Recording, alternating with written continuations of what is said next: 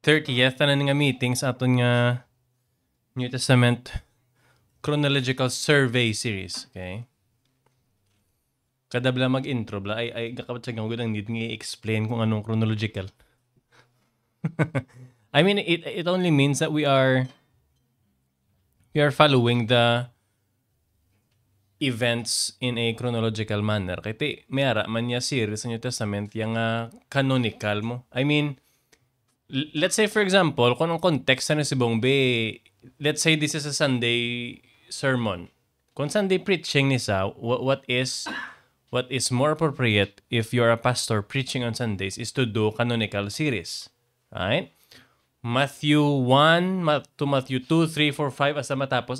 What we're doing here kada Sabado is not like that. Matingala ka mo nga ligad to, arata sa Matthew, subong arata sa John, meron man nga arata sa Luke, right? Because Matthew, Mark, Luke, and John, as we already know, these 4 books tell us the same narrative.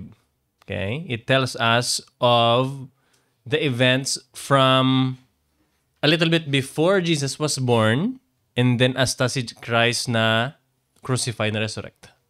Basically, amon asa ang narrative sang Matthew, Mark, Luke, and John. Although, ang Matthew, Mark, Luke, ginatawag na sila nga synoptic gospels because if you read them, it's almost they're looking at the same perspective. Matthew, Mark, and Luke. Panawag sila synoptic gospels because they're almost looking at the narrative through the same eye. Muna sa synoptic. Ang kay John, biti ka theological mo. I believe the Gospel of John was written even after the book of Revelation was written. Okay? The book of Revelation and the book of John has the same author. It's John the Beloved. And yes, ika-30th na nga meeting sa aton nga series. Last week nga event in Sorienta was about Nicodemus and Jesus, no? Such an exciting session namin itong Sorienta last week. And as our series continues, as we go through the book of John, ma-notice nyo nga every time we're looking at a text from the book of John, it always gives us some truth about ang pagka-Diyos ni Jesus, right? The divinity of Jesus. Okay? For example, earlier parts on John chapter 1, it speaks about the Logos, the Son of God, or Jesus. It speaks of Jesus' equality with Yahweh, right? Or latter parts on John 1, it presents Jesus as the Lamb who takes away the sin of the world. Okay? He calls Andrew, John the Beloved, Simon, Philip, and Nathaniel. Conversations nila revolve man sa these people recognizing as Jesus Messiah, gid, right? And then Jesus claiming to be divine. Which is crazy. Ang Judaism or the Jews, why sila gapati ang Messiah divine? Sabi na, gapati sila nga may Messiah, the Savior, ang maluwas sa ila from the captivity. I mean, kung ikaw isa ka Hudiyo nga ara ka sa 1st century Palestine, ang utok mo ya, may maabot ni Messiah and this person is going to save us from the Roman Empire. And then, what you would expect if you're a Jew at the time is, maabot ang Messiah, ma-king siya, and then ma-conquer yung Rome and kung ano pa ang mga powerful kingdoms, right? Why sila gapati nga ang Messiah is divine and equal to Yahweh? Gapati sila nga si Yahweh is Yahweh kagway niya bla iban nga prasiya. Well, it's true in a sense that God is one in being. Mabalik naman ta sa Trinity nga discussion magamuna. Okay? I'm just pointing out nga it's so crazy sa mind nila ni siling mga disciples nga na-meet nila ang Messiah. At the same time, this same person, Jesus, the Messiah, is claiming to be God Himself. Right? Walang na-record, pero sigurado ko, galiligid kag papalak sila sang, wow, grabe. No? No, you can just imagine their minds being blown. No, imagine na, kagapon to, fisherman ka lang, tapos today, you meet the Savior, the God, the Creator, the Messiah. Face to face. Hindi man it's not that different from us, okay? we meet God every day. We meet Jesus every day in a sense that He is here and He is with us. Pero te sila ya physically. Mas masiling that there's no difference in the eternal sense, but we should also be ready to acknowledge na may difference ginaya somehow. Upod mo si Jesus kaon, oh man, there's surely a difference, right? Anyways, tiyan mo na, my point is, from John 1 to John 3 so far, ang recurring theme is Jesus is divine, right?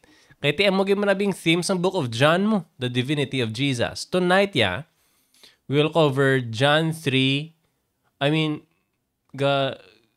struggle ko kay gusto ko i-cover ang John 3:16 to 21. Pero do John 3:16 palang maubos ng isa ka oras siguro. So I'm not really sure kung din lang malabotan ta tonight ihamo na naton ng istoryahan. Okay? But I will read to you the passage anyways, right? This is the very word of the living God. John 3:16 verses 6 John 3 verses 16 to 21. For God so loved the world that he gave his only son, that whoever believes in him should not perish but have eternal life. For God did not send his son into the world to condemn the world, but in order that the world might be saved through him. Whoever believes in him is not condemned, but whoever does not believe is condemned already, because he has not believed in the name of the only Son of God. And this is the judgment, that the light has come into the world, and people love darkness rather than the light because their works were evil. For everyone who does wicked things hates the light and does not come to the light, lest his works should be exposed. But whoever does what is true comes to the light, so that it may be clearly seen that his works have been carried out in God. Okay, let's pray. Father, we praise you and thank you for this joyful privilege of looking at your word tonight. Cleanse us, Father, and give us understanding. Cause us to be humble. Cause us to love your word more. Grant your Holy Spirit to us as we commit this evening to you. In Jesus' name, amen. Before anything else, ang John 3:16 verses 16 to 21, kung tanaw mo sa mga Bibles, yung naka-red letter na sa. Right? Red letter indicating that these are the very words of Jesus. Okay? But I don't think these are the words of Jesus. Okay?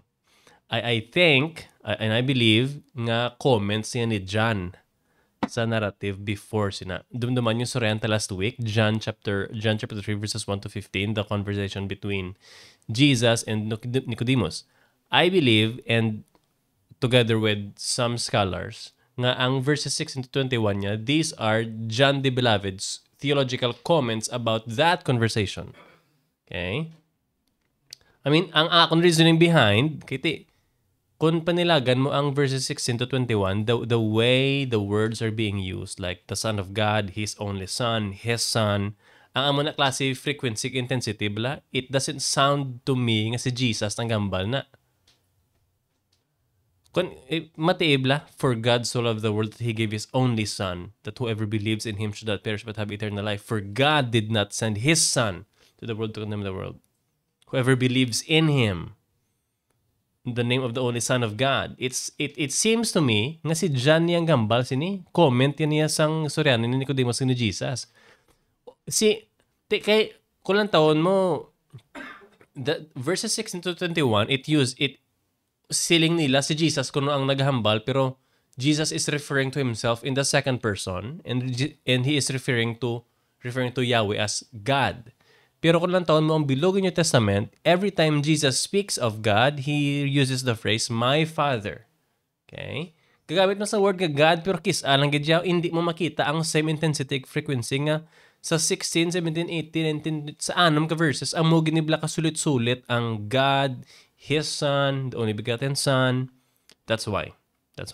Kagti, mag-discuss si John sang love nga naka-connect sa believing, naka-connect sa salvation, ang amon nga klase theme, it's a pattern of John the Beloved sa iyang mga writings like John, 1st, 2nd, 3rd John. So, that's why I think nga ang verses 16 to 21, hindi ni sila words of Jesus, but John the Beloved's comments.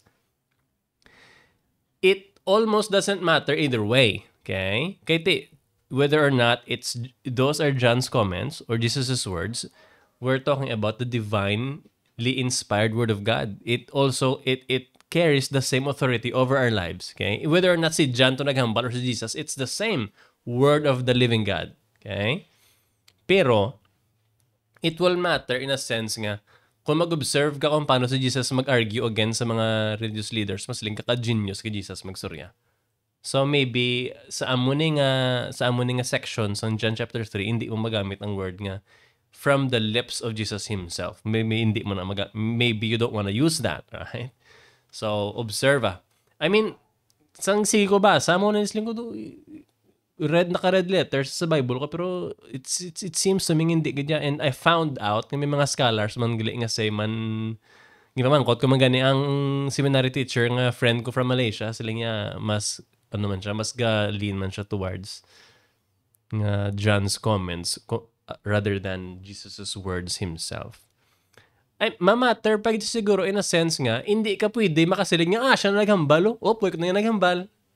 Do ka ang idea lang if you say that someone said this kag wala it's bearing false witness. Do ka sa amon nga sense matter siya, pero sa final nga sense if it's in the 66 books of the Protestant canon, it is the word of God. So verse 16 we need to define some terminologies, okay? Almost word for word, but we'll try our best, okay? Well, ang word nga loved, for God so loved, it is definitely salvific. What do you mean salvific? It is being used in a sense nga saving siya bala. For example, magambal ka nga love your enemies. Okay? Ang sense ng love hindi na siya pareho sa husband, love your wives. Lain na siya nga sense, okay? Ginambal ko ni kiti remember ko si Twister sa Monday classes nga siling ko do importante nga i-define ang love kung salvific or hindi, but in my view wala man bi ginatupad ang word nga love sa Diyos nga hindi salvific mo. Every time you see the word love nakakonect sa Diyos, ano ganiya? It is always pertaining to God being able to save. Wala niya hindi ka kakita ay part sa scripture yung God loving tapos ang ina nga love hindi about salvation, right? It is always salvific. Kaya ang mayara magid be word nga love nga hindi salvific sense mo, do not love the world, right? So hindi it is used in a non-salvific sense. I mean, kung lang taon mo naman sa Greek ang word nga love, may pwede ka agape, pwede ka phileo, eros, storge, love din sila tanan. Okay? Pero ang kung nagdako ka sa Baptist nga culture, medyo basta agape ang Diyos na. Kaya unconditional love. Pero ang phileo, brotherly love na. But the thing is, sa John 5 kasi sa John 16, gingamit mo na ang phileo pertaining to God loving the Son. So masiling ka nga brotherly love na hindi na brotherly love yan. So maybe my point here is hindi tayo magpadakop sa technicalities. When we read the Bible, we should read it as natural as we can. Okay? Hindi tayo magpaturong-turong sa mata nga do scholar kagid bala, no? Read it. Pray to God that He would illumine your mind when you read the Bible and read it as honest as you can. Okay? Muna.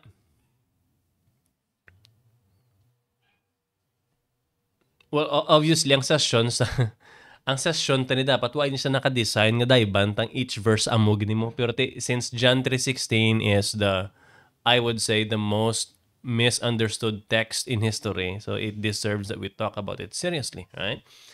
I mean, I don't know about you, pero amo ni una ko na sa ulo nga verse ya. Right? And we don't even understand it. Why? Because ang mga natudlo sa aton, they didn't understand it. Children, natudlo ang story sa Bible, John 3:16. And then what we got from that though kabalo ta nga ang Diyos gugma. That's for sure. Tutuod gina niya, right? But as we go, we will discuss the misunderstanding, the problems of, ang panawag ko na, cultural theology mo. I call that cultural theology because we were raised in this culture and this kind of theology. Well, actually, I am not shedding any bad shadows here anyway. Pero evangelical kag baptiste culture na ang mga manong style, right? Kay nagasugod na sa idea nga ang kabataan is separate mas Sunday school sila. Tapos ibilin sila sa mga Sunday school teacher nga wala idea kung anong Biblia, right? And then you leave your kids there, they'll teach your kids, mo to. Supposedly, kids are sitting with us when the preaching of the word is there. Right? And then you teach your kids catechism, you teach your kids the scripture. May mo na tani, no? Tani. Anyways, nagsugod si John sa word nga, interrupt me anytime, ha? Nagsugod si John sa word nga gar. Hindi niya gar nga masakad agar, hindi niya muna. Gar or the word, gar sa Greek meaning the word for. It's an explanatory conjunction.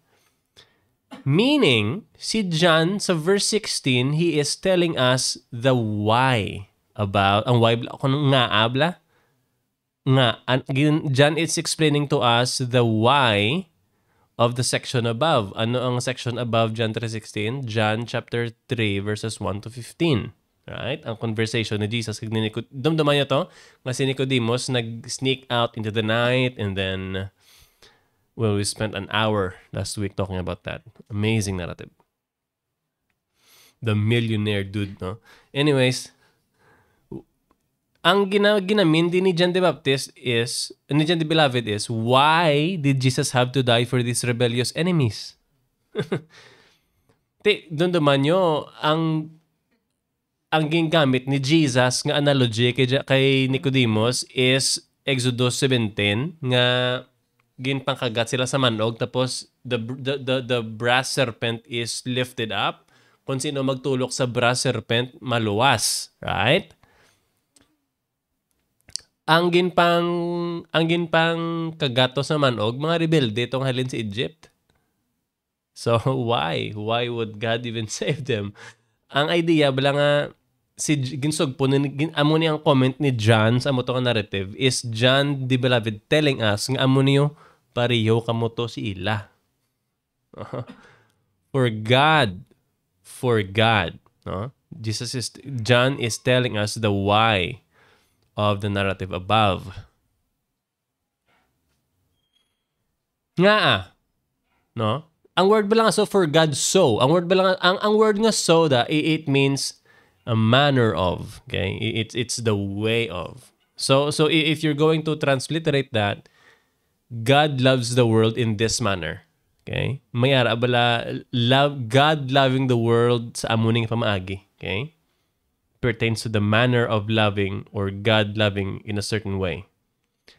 In what way? Right? Naman ang next na question, sa ano nga way? In what way does God love the world? In a way that He is giving His only begotten Son. To what? To die. To die.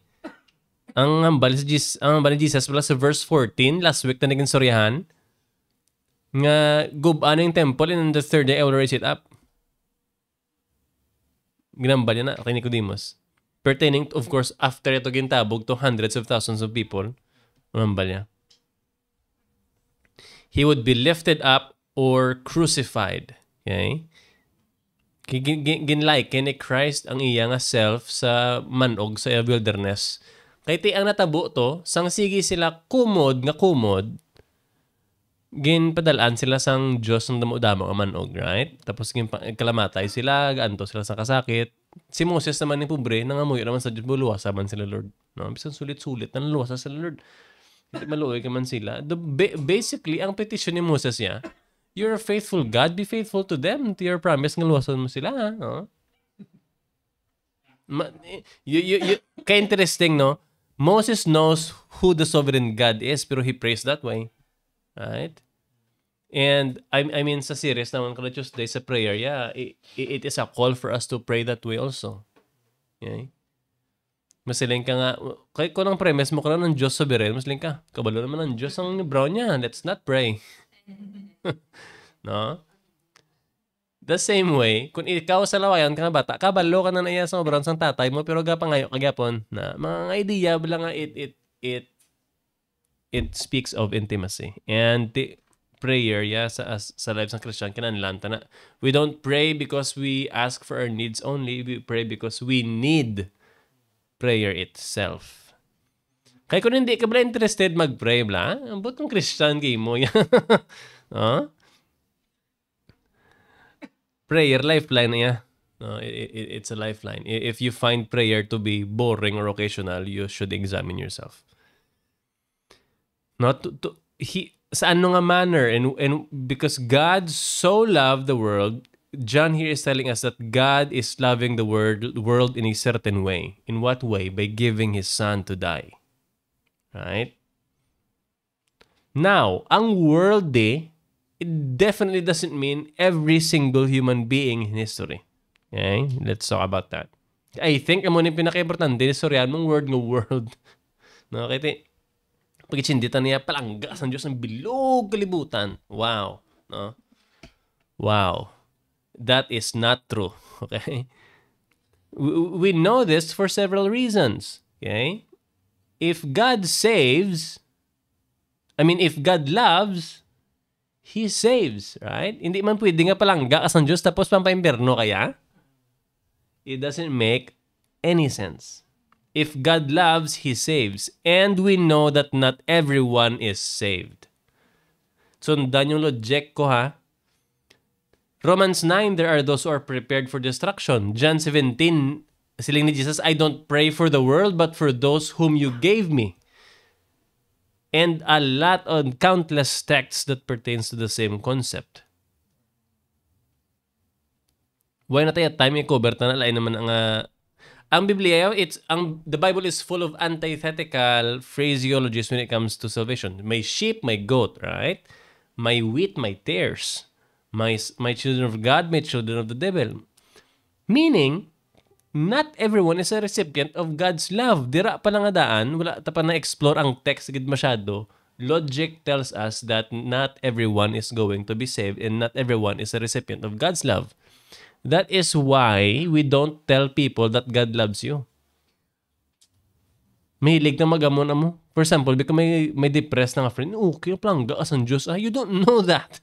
No? Ang ambal mo siya, repent. Ano yung ambal mo sini sa gambala na God loves you. No?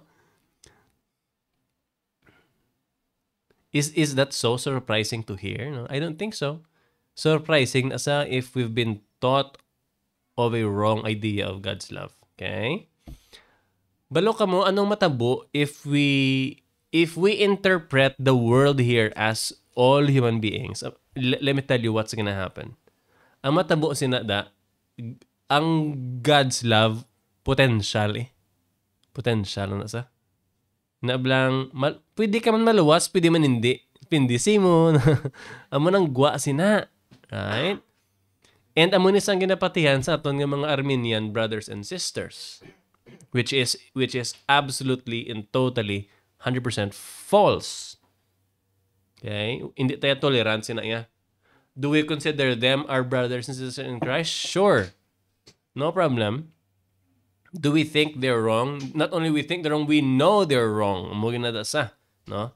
Ano to da? Yeah. We're black and white. Way na da sang gray area. Huh? Kita yung matabo sinada. God's love is not a love that accomplishes salvation, but potentially accomplishes salvation. Di na sa madepend kung i-activate sang free will. No? Grabe, no? Grabe. We will discuss more of that as we go, right? Ang nakatabo na da, ang Diyos pa ang inablang mga ambas, mga inspirational, nablang ang mga God is waiting for you. Wow. Wow. Huh? It's mind-blowing to me how wrong that is now. Outrageous. It is just outrageous. Right? No. Bati na ka muna. Nang Ginahulat ka na lagi dyan. Ikaw na lagi dyan ginahulat sa Ginoo. Ginahulat mag-ano? Ginahulat mag-ano exactly, no? That kind of God is not the God of the Bible. The God of the Bible saves. Right? Ang Diyos ng Biblia, nagaluwas ya. Nagaluwas. Ang idea, bila nga, we're enemies of God. Hindi tayo gusto ya maluwas ya. Nga because we hate God. Why do we hate God? Because we love our lifestyle. Abi mo God's love niyang topic, pero malabot niya sa club. Malabot niya sa tinamaran, malabot niya sa bugal. No? Nga because the reason why we hate God, we hate His love, we hate salvation, because we love our sins. That's why. That's why. Given all the textual evidence, kag logical, actually common sense, which is actually my favorite, ang word nga world should mean all races or all nations. Okay? Ang mga Hudiyo, gapati sila ang salvation para sa ila as a race. And si John D. writing his gospel later on, lapit na mag-close ang first century, meron sa mixed audience, is telling them, no, salvation is not yours by race, but it's for all races and all nations. Same author hambal ni John sa 1 John chapter 2 verse 2. Linya, he is the propitiation not for our sins only but for the sins of the whole world. Okay? Magsiling ka propitiation, it is the appeasing of God's wrath. Nablang ang Diyos akig, right? Matingala ka mong sambalik ka man sa idea, blang ang Diyos kuno maghigugma unconditional, right? I mean, namian ta na mamati isang mga concept ya because ang kakatabo sa aton gawa comfort na ito syempre wala ka obrahon mo nami kinaya basta wala ka obrahon mga gaan ka lang mil no. Pero gakalipatan ta ang idea nga hindi ito ya libre ya. Someone died for our sins. Amo nang okay na sa to present God's love as unconditional, pero ang problem, hindi lang kes ang problem per me is, wala nagka-emphasize, hindi to ya libre. It cost the life of the Son of God. Ang propitiation, ang concept is ang Diyos akig-akig, ang pawan sa bilong nga atungod sa kay Jesus. Imbes na ni sa imo ito ipaupok tanan. Right? Imagine the wrath of the Creator God. Ikaw gani, akig palang bana, magasala ka na, no?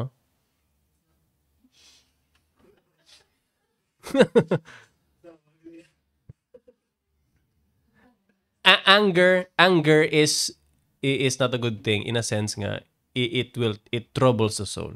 Pero imaginable ang kasingkal sa Diyos. Ibubo sa imo kay tungod nga you're a sinner. Pero na satisfy ang muna ang kaakig tungod kay Jesus. Ang concept is siling ni John na satisfy, he is the propitiation not for our sins only as Jews, but for the sins of the whole world. Inablang abi nyo, kita lang aton lang lahi ang ginpangimat sa ni Jesus. Hindi pating lahi ang tanan nga lahi niya. And sa John 3:16 nami kay na qualify na dugay so whatsoever. But anyways, ang word nga cosmos or world ginagamit sa ni John in several ways. Like ginagamit ya sa it means like the creation or the whole of human race or the system that is against God. The worldly system bla, right? Magsiling ka do not love the world. It means hindi wala sa lang meaning you will hate the sea, you will hate the trees, hindi na mo na. It means you should hate the things that are not of God. Magsiling ka not of God, it is of the world mo. Okay? Ano na sila? Pride of life, drunkenness, tanan-tanan basically, nga kabalo. Actually, kabalo, tanan mo, we don't even need to enumerate them. We know them. No? We just need to be reminded of them. So, muna, system of the world or the system against God, cosmos man na. Kaya miyara, mga iban nga nagalibot-libot sa idea nga titanawa ba ang Greek word sa John 3:16 kung sa cosmos. The thing is, gingamit man the same nga word in a totally separate idea. So what we do is if we read a text something like this, mangin watchful tabla sa immediate context na in the context of whole scripture. What I'm saying is it is impossible for the word world to mean that God loves everyone. Hindi na possible. Okay? Kalain man na sang Diyos man tanigin love na lang tanan amor din ng sugpon. Ang sugpon ko na tani ikaw to nag-Diyos no? Dumas sakto ka pa ya sa Diyos, no? Ang analogy na blang balik naman ta kay Bill Gates sa Banago, no? Ang Bill Gates Banago analogy paborito ko eh. Nagkadto to sa gintagaan yang 50 families 1 billion each. Ang other families makumbod nga dalok-dalok ka kay way mo kami gintagaan. Is that a valid statement? Of course not. Mas lang si Bill Gates, am I responsible in giving you $1 billion? Of course not. Bye. No? Hindi ta makasiling nga si Bill Gates dalok kag unfair. Okay, at the first place, hindi man siya responsible to give any amount. Do you get what I'm saying? God is not responsible in saving you and saving me. Hindi siya required, guys. Tandaan nyo, Hindi siya required. Kaya sabi sa pagka-entitled, tabi, God loves me. Nablang grabe ng entitlement nga do. Ang Diyos pa may utang sa imo. Huh? Takson ta na sa mind ta. Kaya kung nara na sa mind ta, tikalon kita na ideya niya. Kristyano ko yan. Oh, grabe. Ang nagsiling nga Christian ko ya, siya nang hindi Christian. Oh. The point is, God is not responsible or obligated to save anybody. And that fact is basic. Ang surprising, bilo kung ano, kaya nang luwas pa sa iban. Dira kaya dapat matingala. Kita, binagatingala, nga ang Diyos pangakig. Kaya nga ton nga wrong idea is, ang Diyos gugma.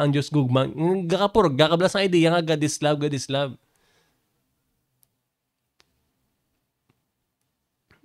What should surprise us is the fact that God even saved some of His enemies.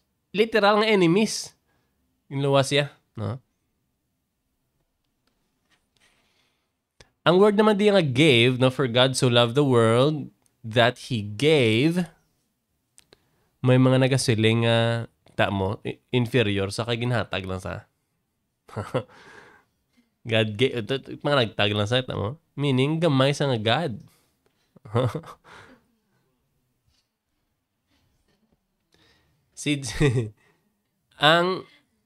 What John is doing here, he is commenting on God's saving love and the sacrifice of Jesus. From the perspective of the Father. From the perspective of the Father. The loving Father sacrificing His own Son. Amo niya nga sense. Kaya kakatabo mo na sa resurrection. Limbawa, ang ginsurihan ta sang last week. John 2, sila niya, destroy this temple, I will raise it up on the third day. Jesus is telling the people nga, I will resurrect myself on the third day after dying. Right? Pero, somewhere else in Scripture, we see that it is the Father who resurrected His Son. Raised His Son from the dead. Okay? Ang point ko depende na yakon sa ano nga perspective. Kung basa mong John 1, hambada, and the Word became flesh and the Word took flesh. Si Jesus man gali ang nagpadala sa kagulingon niya.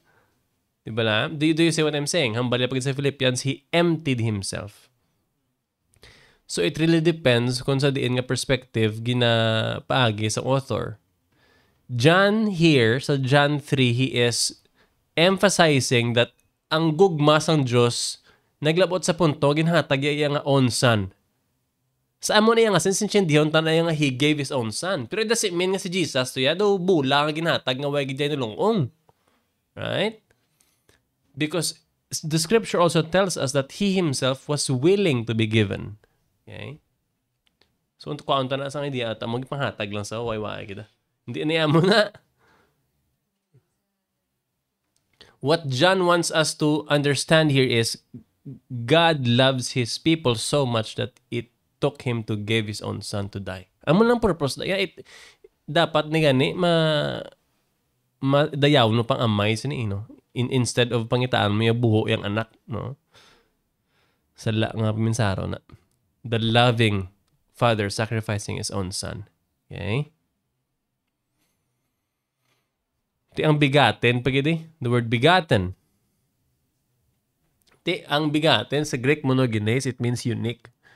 Ang ginamit nila sa bigaten na ablang wala na iban nga makaklaim sang sini nga position aside from Jesus, right? Ikaw, ako, we are children of God. Maybe kung lalaki ka, maybe you wanna call yourself son of God, small s. Small letter S. Pero ang idea, nga, the only begotten son, John is telling us that Jesus, even though human siya, divine man siya, he is equal to the Father. Tandaan, tigid na? When John tells us here that Jesus is the only begotten Son of God, he is referring to the equality of Jesus to Yahweh. Okay? Unique Son of God. Unique Son of God. Mayari kami ni Pastor Samuel sa Malaysia, isa ka video sa YouTube. Among topic, eternality of the Son. Kaya nang mayari, pwede ka matemtar maminsar nga. Di ba may Trinity, right? Father, Son, Holy Spirit. So there's a first person of the Trinity, second person, and the third person of the Trinity. Masiling ka nga may arayan time nga wala pa sila nag-assign kung sino ang Father, Son, Holy Spirit. Masiling ka nga before, kaya as in Reformed theology, we believe that there's this thing we call a covenant of grace. Ano sa ginamit sa covenant of grace? Nga before pagidya ang creation niya, the Father, Son, and the Holy Spirit, they made a covenant between themselves who to save.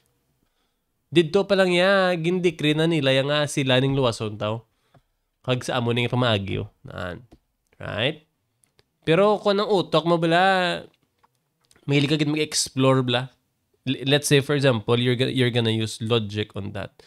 So meaning, kung may Father, Son, Holy Spirit, and then three of them are equal from eternity, meaning may point in eternity nga wala pa nila na-assign ng roles.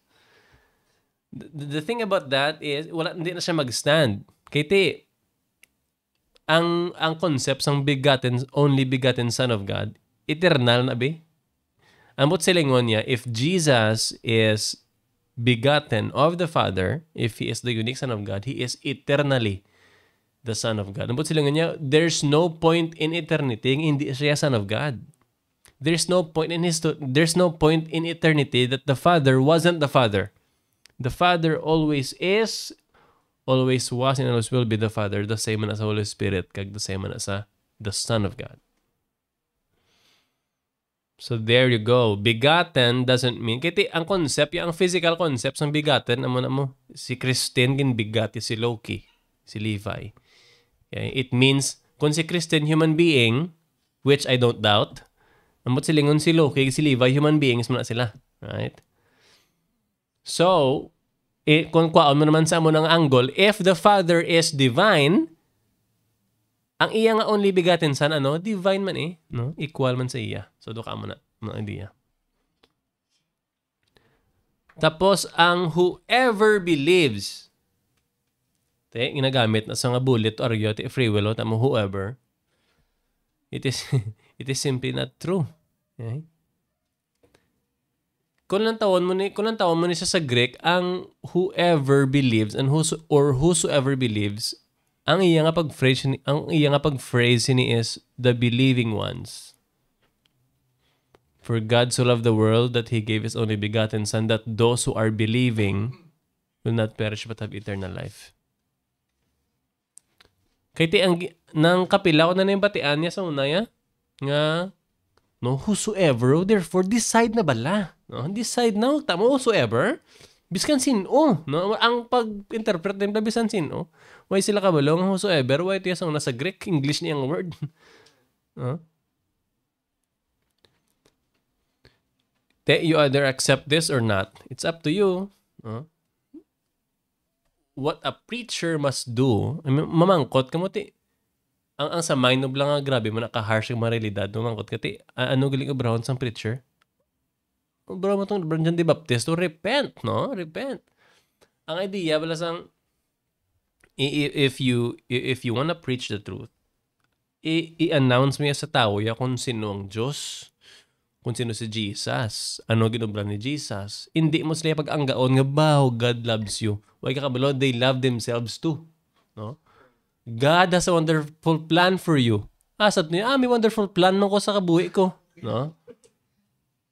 Hindi na iya mo na iya. The love of God, ang isa pagka-interesting thing about, actually 41 minutes na ta. Ang isa kamatuoran when we speak about the love of God, what we forget is it's actually transforming. Right? Ang gugma sa Diyos, hindi lang na saya ang imo status, ma-heaven ka na. Uh-huh. It's not even a conversation. Lo nga kung lang tawon ta ang New Testament ng Scripture, it speaks of the election, right? Before the foundation of the world, God knows kung sino yung yalwason, right? Ephesians 2, Romans 9, and a lot of other places. Meaning, kahit mayari ni mga tudlo nga ang default sa humanity ay papimpirno, gid. Damon, agatudlo mo na, we must be really careful. Kasi lang, ang humanity ay mapaimpirno, gid ya. Balo ka mo, it's not true. Kay iban daya hindi. Right? Well, duwa na sa ka-branch, it's either infralapsarian ka or supralapsarian. These are technical terms, but amo ni sa ang aring bottom line. Hindi ta pwede kasiling ang default sa humanity is judgment because hindi tanan. Right? Kaya ang gwa sina karon, kung ang default sa humanity, judgment, tapos ang iban na luwas gali, ano nag-change ang mga, ay nag-cancel ng iban, luwasan na lang gali. Trinity, ba? Luwasan na lang part, matsin na to. Amo na. Hindi na amo na. Right? If we believe in the timeless and the unchanging God, we are by logic compelled to believe that He knows whom He's going to save before anything else. Therefore, ang default sa human being, hindi iya nga ma-fall, most of them, sure. Right? Pero, hindi tanan niya is by default mapaimpirno. Kaya iban da yung pangimatsa ni Jesus, ya? Diba? So, it's not even a conversation. Masiling ka nga ang gugmas ng Diyos makaluwas. Kabalo na tanay ya. Kasi ang way tayo kabalan is ang gugmas ng Diyos ga-transform sa aton. Right? Hindi niya pwede nga masigi ka lang claim na ang Christian ka tapos ang imo ugali is same lang yapon sang 3 years ago.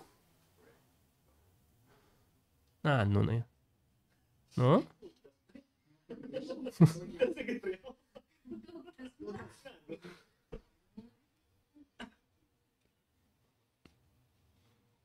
Ano ta?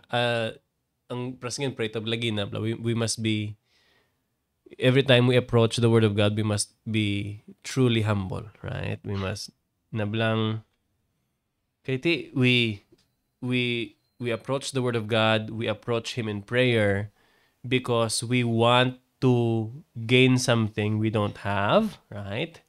Ang prayer na belasang lipat kung kakabatian ko ni kay ano mo. Alistair Begg nga what we do not have give us. What we are not make us. Mga simple nga prayer bla.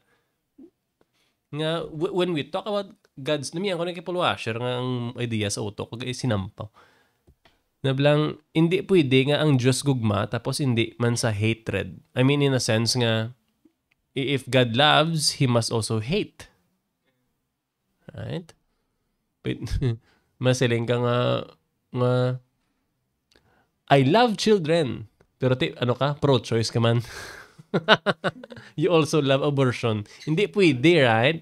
Hindi pwede. Hindi lang actually it actually demands it. Kagti when ang idea balasang ang aton comfort as Christians that God doesn't remember our sins no more. Ang idea bala. Kanon it is a truth nga it will keep you going sa times na medyo budayan ka and ma-comfort ka bla. Pero what we need to truly remember when we remember that truth is tungod na iya nga si Jesus ang nag-antos to tanan. Right? I mean, why do you think nagbala si Jesus dugo? Siling niya sang crucify na sa kabay pang ang ining a cup will just pass from me. Lord, pass lang ko sa amuning nga cup. Kabay, pero thy will be done. Ang idea bala sang kabalo sa Jesus nga salon yung wrath of God, the wrath of the Father. Magbalas ka dugo, it's a condition called hematohydrosis. Nablang balas ka dugo tungod grabe nga distress and kulba and tanan. Wala pa naman tabo niya. No? Next time may mga depressed kami, balas ka na dugo aw. Wala pa, kalma. No, I mean, we don't dismiss their problems. Anyways. But ang idea lang nga, I think it is a blessed thing to remember that every time we experience blessedness from the concept that God loves us, dumdumon taman nga naging possible na tungod ginantos in Jesus. Yeah. Right? Not only that we enjoy the benefits of God's love, but we also remember the sacrifice that it took para for it to even be possible. Right?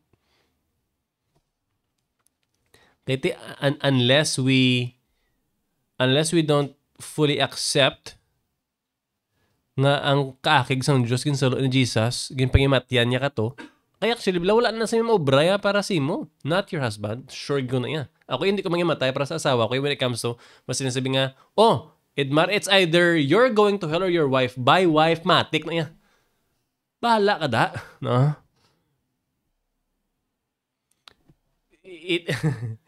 It only means nga wala na yan sang any other person nga mag-obra para sa imo, sa inobra ng Jesus para sa imo. Yeah.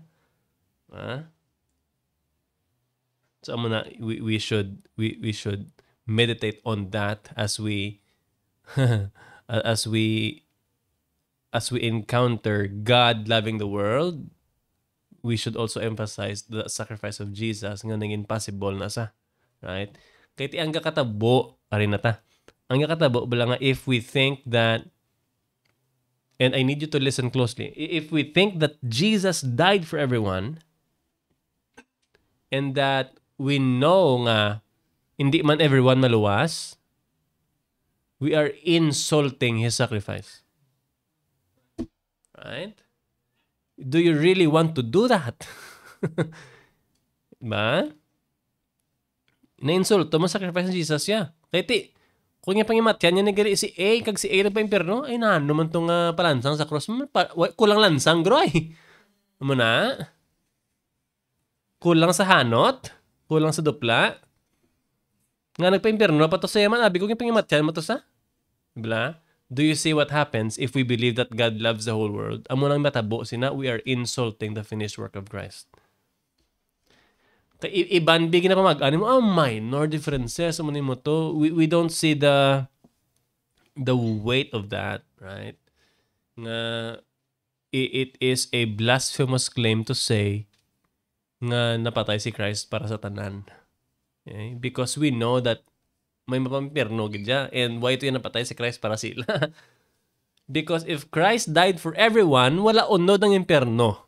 Okay? Wala unod ng impyerno. Hell would be, aside from the angels, nga ginpang tagbong to. But we all know that the Bible tells us nga hindi amo na ang tuod, right? So amo na. I mean, sugpunta pagliban nga verse. Next week naman niya. Maybe we can spend a little bit of... No, for God did not send His Son into the world to condemn the world, but in order the world might be saved through Him. Verse 17. Actually, tapuson to na lang. Dasig lang niya. For God did not send His Son into the world to condemn the world, but in order the world might be saved through Him. I mean, not much there, right? Save ako ng context. Ginpadalas ang Diyos yang anak para magluwas, hindi para mag-condemn. Well, maybe i-clarify mo nisa sa idea nga naghambal si Christ yang I came with a sword, right? Nga mainaway pa ganing mga families tungod sa akon. So, paano mas i-make sense amon ablang idea, right? Kasi si John Dia, he is pertaining to the primary purpose of the incarnation nga nag-abot si Christ to save his people. Kaya other part of scripture, gambal man sa aton nga, especially Paul in Romans, kasi siling sa nga ang gospel condemnation man is unbelieving. So masiling ka, in a sense nga, Jesus came to save, but at the same time, He also came to judge. Kaya i-present ko sa mong gospel, hindi ka magpati, pusa kagadi, why kagadi rason, no? Right? Hindi ka makasiling nga, way mo ko na ba idea, bi? Ano man, absent ka lang taguro. Anyways, mana. It refers to the primary purpose of God sending His Son. Ginsend niya bala ito yung context ni gugma mo. Ginsend niya sa pagluwas, no? Hindi sa pag-condemned. Whoever believes in Him is not condemned, but whoever does not believe is condemned already, because he has not believed in the name of the Son of God, of the only Son of God. Ang ideya ba nga ang mabudlayan ka sa concept nga no, kiti magsiling ka condemned already, it refers to the wrath of God mo. Right? Ang mga wala nagatuo, condemn na nga daan niya. Hindi niya nga i-condemn pa lang, pero condemn na nga daan. Right? John here is commenting on the eternal state of the soul, right? And it could be a complex thing to talk about.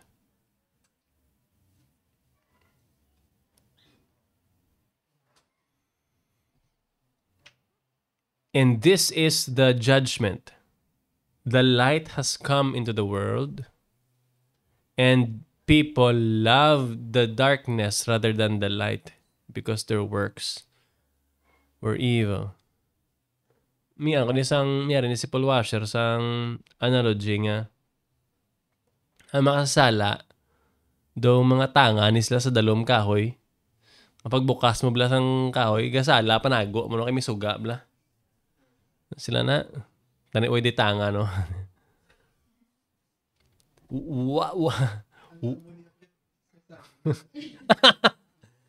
Why do we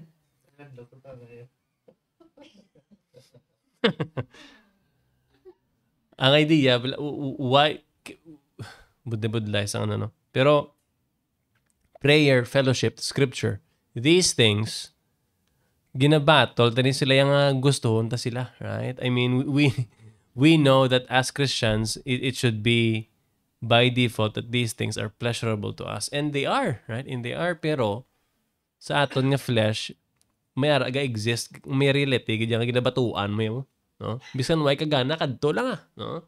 Para hindi ta malibakan naman para. Pero ang idea bala nga, I mean, I think kanami isang kay John ding hambal nga the reason why they hate the light because they love darkness, they love their sins. Amo lang man ang rason mo nga aga panago ka sa Dios aw. Kana namin itong idea nga ang hindi pa actually wala sang atheist yung atheist gid no? Gapa atheist lang na iya. Kaya nga balo ka mo nga if they acknowledge the existence of God, they are going to be obligated to believe the God of the Bible. Now they cannot be drunk all the time. They cannot be adulterous. They cannot fornicate. They cannot be unkind. They cannot be harsh. Amo nang rason niya. Amo nang agalik ka ta sa kamatuoran kinanamian kita sang sala ta. Hindi nga way kagapati nga wala Dios Kaya ang bagay sa Romans gani ba wala tanan nga tao gin create yang nga gapati gani nga may Dios no. Amo na sa nga ang mga atheists, it's not an intellectual issue, it's a moral issue. Hindi na yang hindi sila alam ang lain batasan amo na sa no, it's a moral issue. Kiti kun actually same gid ang analogy kung may mga tap-ing kabla, the closer you are to the light, the clearer your tap-ings are. Right? Kaya kung layo ka sa suga, hindi nakitaon mga igko mo yan no. Ang idea, actually, same ginasaya. If you are closer to the fellowship, dugay-dugay, galaing ka mga tao mo. No? Nagkakabulgar da kung sino ka, no? Diba, yung imong spouse babaan, no? Bulgar pero kung sino ka. Why ka, choice, bago ka na lang gid, no? Ay, dungol-dungol. Pero ang idea, bala nga, prayer, scripture, and fellowship, amo ni sila ang means of light. Right? Diyan kapag mangita, light out. Lain niyang light, nga patay-patay, lain niya nga light. Amo ng light nga plagyuhan mo. Pero, ang idea, bilang verse 19, hindi mo gusto mangin under sa amo niyang kategorya nga love darkness rather than light because your works are evil. Pero John here is explaining to us kung nga why do unbelievers, why do wicked people hate the light? Because their works are evil. No? And as Christians, case, ado gabalik tas amo na nga default. Right? Ang imo nga piyak nga tuhod galuhod ng piyak mga tuhod gamamo pa no. No? We don't want to be living under the category of hating the light because our deeds are evil. Right? Nang hamot ko to kay Jaime kay nang duwa sa kasabaduay ka upodlo tapos hindi sa ko na magsulod. Kay sino nga hindi ka mo sulod daw? Niya kay wala ko sang duwa ka Sabado. Ang idea lang nga mo ya ka. I mean hindi niya sa Jaime namin kung nga love darkness. Pero ang idea pero ang idea, ang effect sa imo bala? Ang effect sa imo sa intentional sinful living is nagahuya ka, right? I mean, sino man bing gusto pasanagan sa tanan-tanan niya sa laing obra? Of course, wala, di ba? No? Kitaya sa gati when we're with other people, sa gati mag-project ya kung sino nga personang gusto na makita sa iban, right? I'm telling you, lain man yung tao nga kita sa asawa mo, sa bana mo, lain man tao nga nakita sa ibang tao, tuod gina. Kaglain man ang tao, ako ikaw ng isa. Amo pag ito yung pinakapanulay, ang wala audience, no? Pero ang wala audience, ang only audience mo ang Diyos. Remember that. Right? For everyone who does wicked things hates the light and does not come to the light, lest his work should be exposed. Amon asa? I mean, if you're going to ask the question, nga amay mga atheists, or nga akabudlay mag-pray, nga akabudlay magbasa Biblia, nga mo to. Because we love all of the things that are opposite to them. Because we hate that ma-reveal ang mga bagay hindi to gusto ma-reveal sa aton. For everyone who does wicked things hates the light. Sabi, no? And does not come to the light, lest his work should be exposed. Ka-interesting, bala kung nga as a verse 16, ang Sorianay ta, God's love, tapos the next verse nga mga amo na nino. Because John is clearly telling us nga amo ni sang manifestation, so pagigugma si mo sang Diyos, si mabago kaya, and these are the things so dalom sining nga hindi ka dapat. Right? God loves the world, pero the idea is, ang whoever believes, those are believing, ang tanan nga believe, wala. Of course, wala. Dira pa lang daan ka, balo na tanga, ang world na hindi ni everyone. And then John proceeded in telling us the things, ang dynamic sa mga tao, bala nga wala sa kasanag or hindi recipient sa gugma sa Diyos. Diba? For everyone who does wicked things, ano ni sa mga wicked things, no? Murder, mo ginasa? Not necessarily. No? Imenda mo na yan.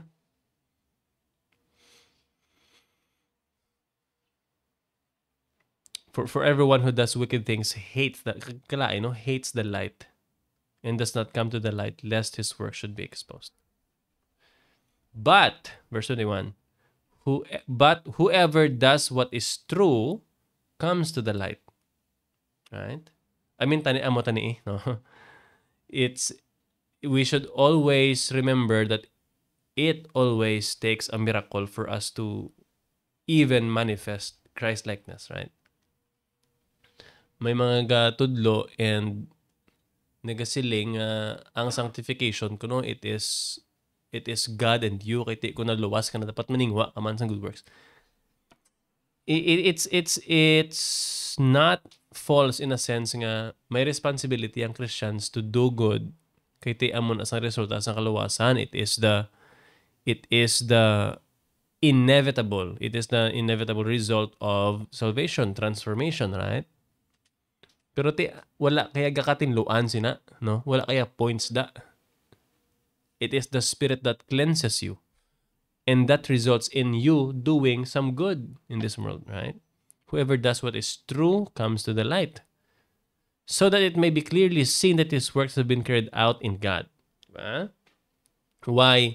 Why do we do these things for God? Because we actually want the world to see that we're doing this for God. Masilig, nang kapadayaw ka? I don't think so. Hindi na sama na niya. Anong ba, Jesus blood?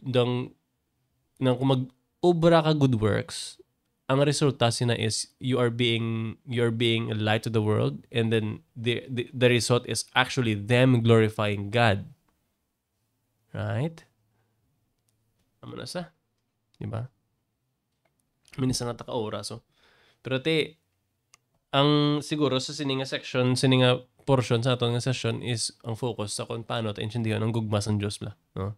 The love of God, hindi ta siya bla pag ihaboy so casually nga daw ang Dios ya ang kaluoy sa Dios, no? Gay gugma man lang sa tani. Hindi ta gusto bla nga amo na. Hindi ta gusto nga amo na, right? We should view the act of God in loving as a transforming power, right? It's a transforming power. Okay? It's a transforming power that changes our lives into the image of His Son, Jesus. Amo na. That's it for tonight. Let's pray.